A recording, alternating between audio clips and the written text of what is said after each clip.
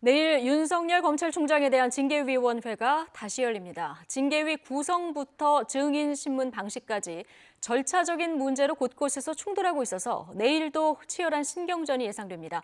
윤석열 총장의 출석 여부는 아직 정해지지 않았습니다. 취재기자 연결하겠습니다. 강희경 기자. 네, 대검찰청입니다. 예, 내일 윤석열 총장 징계위원회 다시 열리는데요. 몇 시부터 시작됩니까? 네, 내일 오전 10시 반 윤석열 총장의 징계위원회 2차 심의기일이 진행됩니다. 지난 기일에 채택된 증인 8명에 대한 신문 절차가 예정돼 있습니다. 공교롭게도 4대4로 구도가 나뉘어 있는데요. 한동수 대검 감찰부장과 이성윤 서울중앙지검장, 정진웅 광주지검 차장검사와 심재철 국장 등 4명이 추미애 장관 측에 유리한 진술을 할 사람으로 꼽히고 있습니다. 반면 류혁 법무부 감찰관과 박영진 울산지검 부장검사, 손준성 대검 수사정보 담당관과 이정화 검사는 윤 총장 측 입장을 대변할 것으로 예상됩니다. 한동수 부장과 이성윤 지검장, 정진웅 차장검사의 출석은 불확실하고 다른 사람들은 출석할 가능성이 큽니다. 본격적인 신문에 앞서서는 기피 의결 절차가 먼저 진행될 전망입니다. 윤석열 총장 측에서는 징계 청구 이후에 징계위에 합류한 징계위원들이 배제돼야 한다며 위원장 직무 대리를 맡은 정한준 교수와 이용구 차관에 대해 기피 신청을 하겠다는 의사를 밝히고 있습니다. 위원회는 내일 징계 의결까지 모두 마치겠다는 방침이지만 상황에 따라 회의가 속행할 가능성도 있습니다.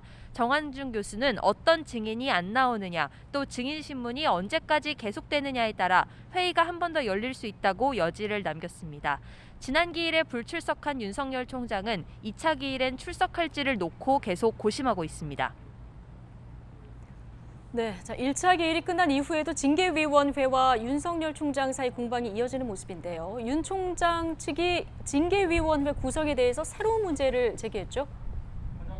네, 징계위원회는 위원장을 포함해 7명으로 구성됩니다. 윤 총장 측은 징계 청구권자인 법무부 장관이 위원장 자리에서 빠지는 등 공석이 생겼다면 예비위원을 지명해 위원회를 7명으로 구성했어야 한다고 문제를 제기했습니다. 이에 따라 10일 심의는 위법해 아예 무효라는 내용의 서명과 함께 내일은 모두 7명으로 징계위를 다시 구성해달라고 징계위에 요청했습니다. 또 검사들 가운데 지명되는 예비위원이 제대로 구성돼 있었는지 확인하겠다며 법무부의 예비위원 구성과 지명 날짜 등에 대한 정보 공개도 청구했습니다. 반면 징계위는 전혀 문제가 없다는 입장입니다. 정한준 교수는 예비위원 지명이 의무가 아니라 위원장의 재량 영역이고 위원 과반이 출석해 의사정적수를 충족한 만큼 예비위원을 지명할 필요도 없었다고 반박했습니다. 증인신문 절차를 놓고도 신경전이 이어지고 있습니다. 징계위원들만 질문 권한을 갖는다는 징계위 입장에 대해 윤석열 총장 측에서 줄곧 강하게 반발해왔는데요. 원칙을 강조하던 정한준 교수는 변호인들에게 질문 권한을 줄 수도 있다며 한 발 물러섰습니다. 질문의 양이 많아 묻기 힘들 정도면 변호인에게 신문하게 할 수도 있다며 되도록 변호인들의 주장을 고려하려고 한다고 설명했습니다. 이처럼 절차를 둘러싸고 1차 기일 이후로 곳곳에서 양측이 거세게 충돌하고 있어서 내일 심의를 진행하는 과정에서도 진통이 예상됩니다. 지금까지 대검찰청에서 YTN 강희경입니다.